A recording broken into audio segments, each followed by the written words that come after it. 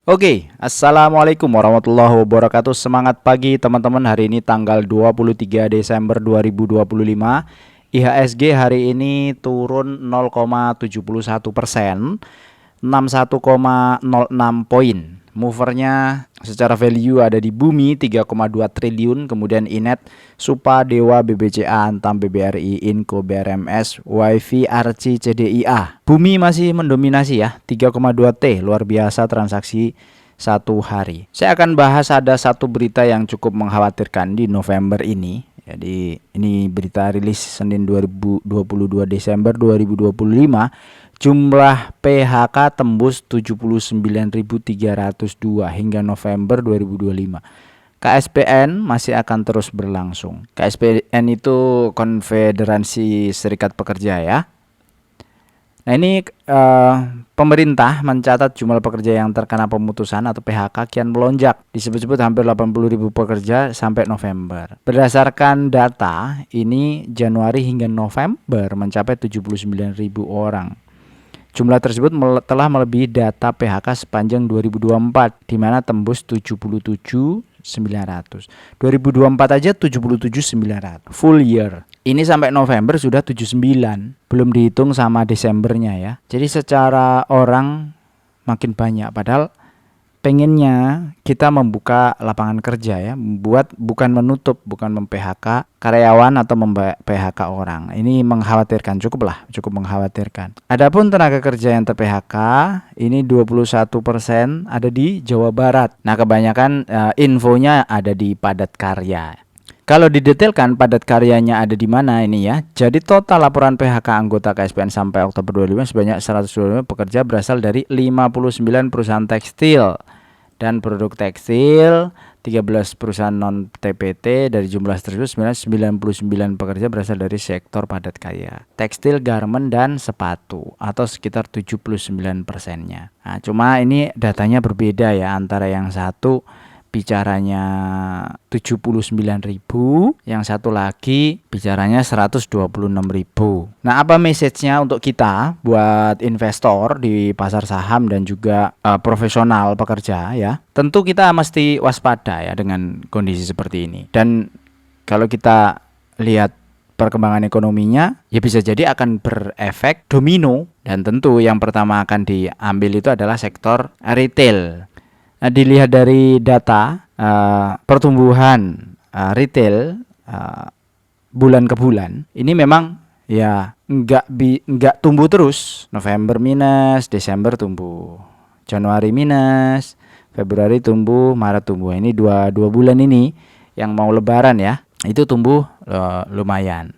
Habis itu April minus, Mei minus, Juni minus, Juli juga minus, tumbuh sedikit di Agustus 2025. Habis itu minus lagi dan tumbuh sedikit di Oktober 2025. Ini bersumber dari Bank Indonesia.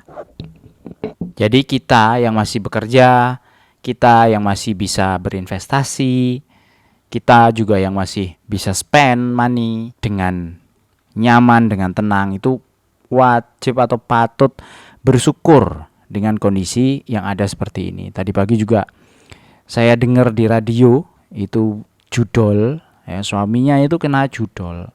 Heran saya, kenapa ya judol itu ya? Nggak paham apa ya bagaimana internet itu bekerja.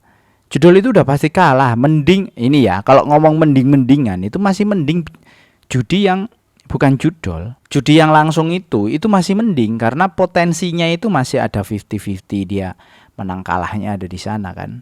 Karena market itu tidak bisa dikendalikan secara langsung itu kalau ngomong masalah judi. Tapi kalau judol, pas waktu kita masang, pas waktu kita submit itu kan masuk ke webnya dia. Di webnya kan secara statistik sudah ada ya. Mana yang besar, mana yang kecil, dia harus menangin ke berapa. Misalnya dia dapat 100, 10 dibikin menang, 90 enggak.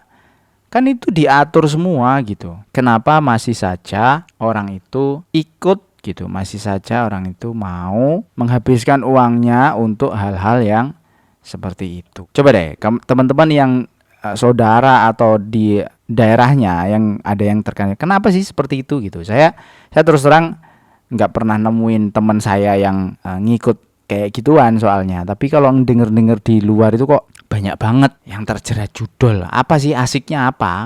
Nggak paham saya. Oke, kita lanjut ke beberapa pertanyaan. Jadi tadi masalah PHK itu jadi warning juga untuk kita melihat ekonomi Indonesia dalam 1 tahun ini. Semoga saja apa yang dilakukan oleh pemerintahan kali ini, terutama Pak Purbaya ya, bisa membantu tuh bagaimana perkembangan ekonomi ke depan.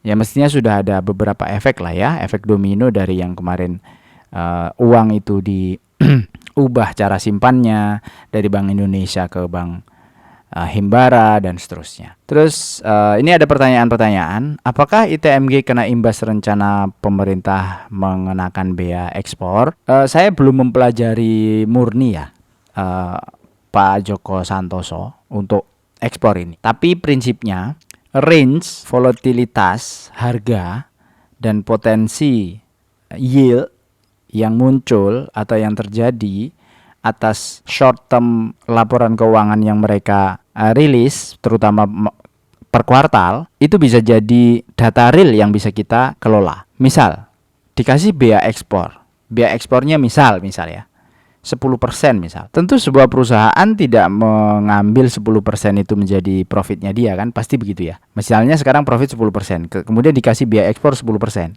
profitnya jadi 0. Terus dia tetap ngirim dengan profit 0, kan nggak mungkin seperti itu. Jadi masih banyak variabel-variabel lain yang berhubungan sehingga kita analisis macam manapun, kondisi seperti apapun itu tidak akan pernah eksak.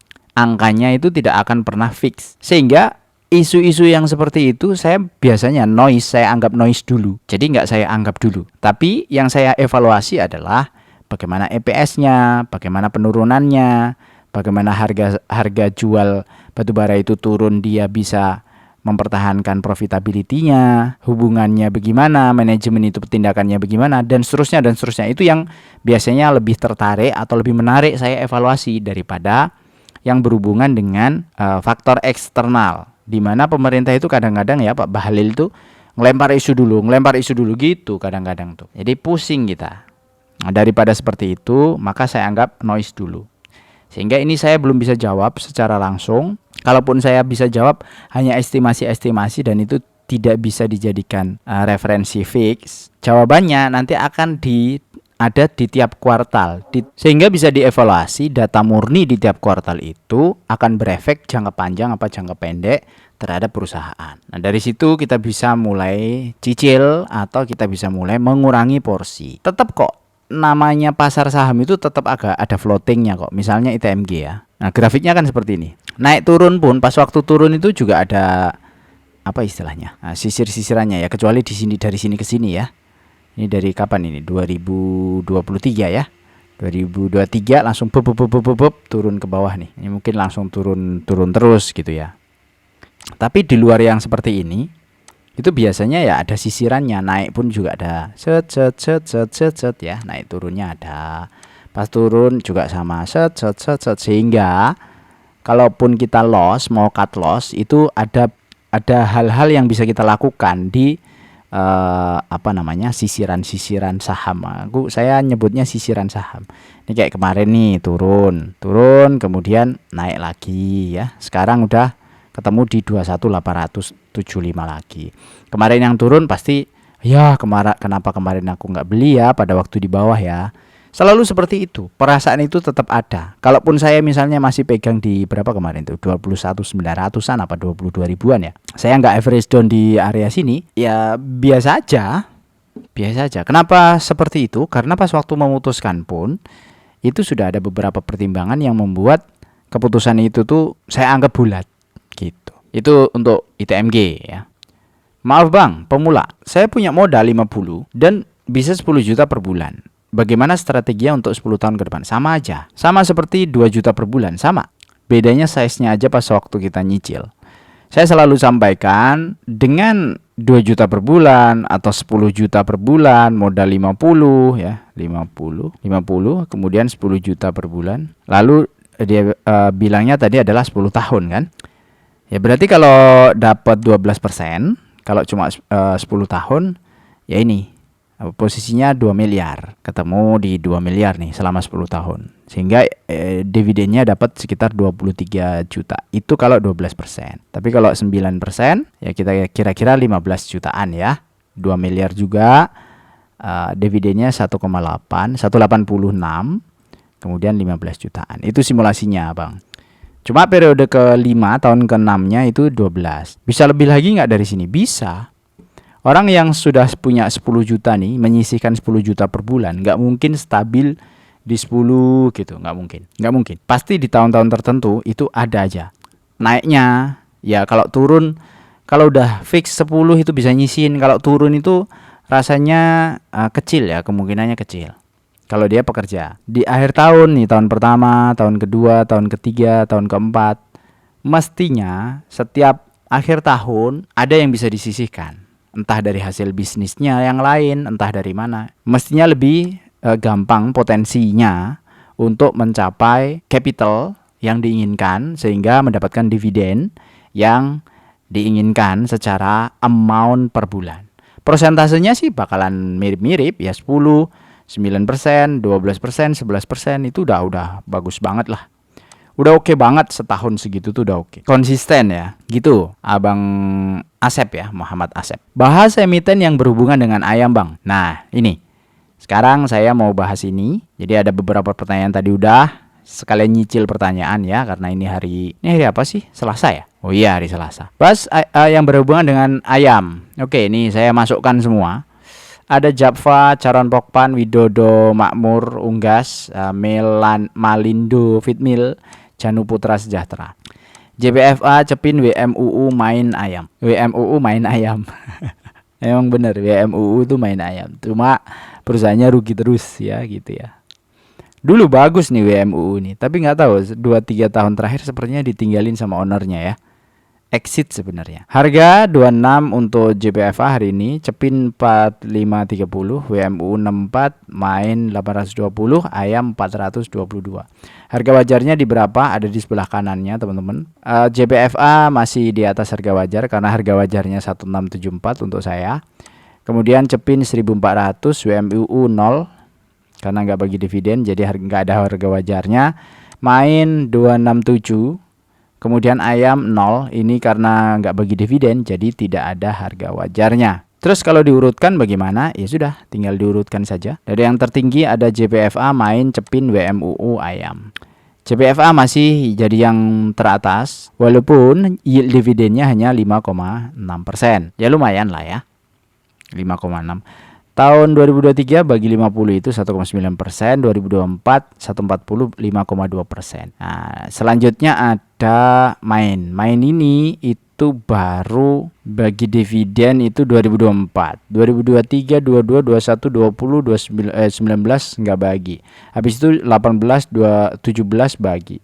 Jadi ini konsistensinya dipertanyakan. Walaupun yieldnya kemarin 2024 bagus. Tapi kalau konsistensi dipertanyakan, kita pun juga mempertanyakan kalau kita mau hold. Ngapain nge-hold saham yang tidak konsisten? Orang kita maunya konsisten, dia yang nggak konsisten. Tinggalin aja ya kan. Dari sudut pandang dividen investing, saham-saham ayam ini yang berhubungan dengan MBG-MBG-an ini, kalaupun performanya dia itu naik 20-30% dari sebelumnya, masih berat. Contoh yang paling dekat aja ya, JPFA itu yang paling tinggi lah ya. Keuntungannya di kuartal 3 jadi 100. Kuartal 1 58, 47, 100. 100 di kuartal 3 itu lompatan di kuartal 3 itu pernah terjadi atau biasa terjadi juga. Di 2023 dia naik lompat di kuartal 3. Habis itu tuh kuartal 4-nya jeblok. Nah, kita ambillah simulasi atau taruhlah 100 itu gara-gara MBG gitu ya. Berarti 100 kali 4 dong, 400. Artinya 274 atau 257 ke 400. 257 ke 400. Berapa persen ini ya? Naik 55%. Nah, kita simulasi nih. 274 jadi 400 kan. Kalau dia naik 55%, artinya naik 55% kan bukan tahun ini ya. Jadi kalau dia tambah ini 100 berarti 200, 300 ya. 300 tahun ini 300. Berarti jadi 6,1. Oke, terus tahun depan Bang, tahun depan gitu lagi tuh. Berarti 400 ya. 400. Jadi 8,2. Ya, kalau 8,2 masih mending. Tapi ada yang lebih baik dari 8,2. Apa itu? Nah, itu biasanya teman-teman member pada tahu kan. Nah, ini di short saham yang ada di sini biasanya saya buka semua tuh. Nah, ini jualan member. Enggak. Ada ya di video-video sebelumnya saya sudah pernah bahas. Ada yang 10, ada yang 11, ada yang 9%. Pokoknya yang di atas 9% banyak lah ya. Ya, ada mungkin 10 saham yang bisa kita incar, banyak. Supaya lebih gampang join aja di membership ya. 10.000 sebulan, murah sekali. Karena itu hanya untuk ngumpulin aja. Kalau member itu private, jadi videonya mestinya nggak bisa kemana-mana, jadi aman aja gitu ya, ngobrol ngalor ngidul karena itu di kanal saya sendiri, ya bebas-bebas saja. Kalau lagi di luar seperti ini kan ada beberapa yang perlu dijaga. Nah gitu, untuk menaikkan performa perusahaan menjadi 400, net income dari 274 menjadi 400 itu nggak gampang. Jadi jangan kita FOMO atas itu ya. Itu pesan saya. Tapi harganya naik terus Bang. Nah, harga naik terus itu bukan berdasarkan referensi-referensi yang tadi saya omongin. Kalau harga naik terus begini, ada money flow, ada kepentingan tertentu, bisa kita ikutin nggak? Ya bisa aja. Anda ngikutin di tengah naik. Ini lagi trennya masih naik terus nih. Di atas MA 200, MA 50, di atas MA 20. Trennya masih bagus, tapi ini sedang ada resisten kuat yang belum dijebol di 2.800. Kalau jebol 2.800 bisa jadi ada kemungkinan terus naik. Tapi kalau enggak, nah ini sudah mulai pemerasan ini di sini nih. Bisa balik turun kayak TAPG. Gimana sekarang nasibnya ya? Nah, ini TAPG. Naik, mau jebol nggak bisa turun, mau dijebol lagi nggak bisa lagi turun. Naik pullbacknya sedikit, habis itu turun dapat low baru, naik pullback, turun dapat low baru, turun dapat low baru. Ini naik sedikit. Nah, kita belum uji, nanti jangan-jangan dia dapat low baru ya berarti masih turun ke bawah. Tapi kalau misalnya enggak, ini bisa ke kanan terus atau bisa naik ke atas, ya mungkin bisa ya dikocok-kocok di area sana gitu. Nah, lalu kalau 5,9% atau 5,6% itu kita masukkan ke dividend for living, kira-kira gimana hasilnya? Dengan 5,6%, nabung sebulan itu 2 juta per bulan. Selama 25 tahun nabung, target kita itu 20-an, 18 ya, targetnya 18 jutaan. Itu belum sesuai dengan target.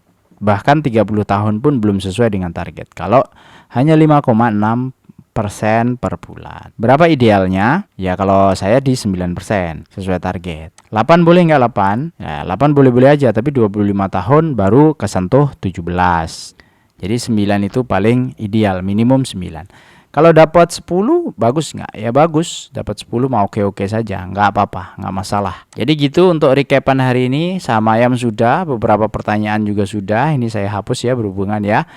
Bang Muhammad Asep, ini 2 pertanyaan panjang dari beliau. Kemudian besok atau lusa atau kapan ini yang kita akan bahas nih masalah PGEO, saham dividen yield tinggi sektor 1 saja, spill cara average down, request average down, ini kita bahas selanjutnya. Juga ada pertanyaan-pertanyaan yang non member juga banyak nih, belum saya jawab. Nanti mungkin sekalian aja barengan untuk kita jawabin, apakah minggu-minggu ini atau minggu-minggu depan. Karena bakalan banyak yang libur. Ketika nanti libur, itu market juga nggak buka. Market juga libur. Sehingga pembahasan kita akan lebih banyak ke hal-hal yang sifatnya sudut pandang. Saya kira cukup untuk hari ini. Semoga bermanfaat. Sampai jumpa lagi di video berikutnya. Wassalamualaikum warahmatullahi wabarakatuh.